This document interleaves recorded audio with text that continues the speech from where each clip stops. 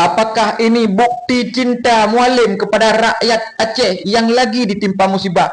Beliau langsung terjun ke lapangan, bahkan terbang di udara untuk membagi bantuan kepada rakyatnya yang lagi ditimpa musibah.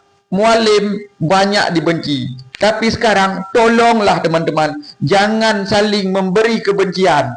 Mari kita peduli kepada saudara kita di Aceh yang sangat-sangat membutuhkan pertolongan. Jangan saling menjalahkan. Teman-teman sekalian, di sini kita lihat pemerintah benar-benar peduli, tapi dengan keterbatasan jalan, informasi, kita maklumilah teman-teman. Alhamdulillah hari ini di Aceh Temeng sudah bisa jalan BBM, truk-truk BBM ya. Menang syarah-syarah. Ni jangan bilang saya melih kan. Nanti kayak pegah long melih Pak Mualim. Syarah-syarah, kita tak perlu menghujat sekarang.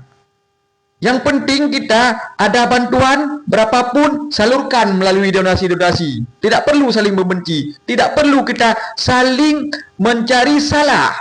Iya, kita nggak ada yang sempurna.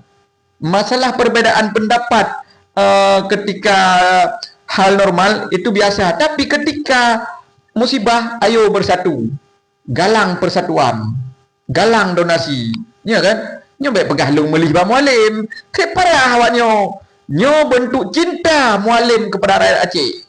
Dalam kondisi dia sakit, tanpa mengenal lelah, ke laut, ke udara, kemanapun dia datangi. Ke mana saja.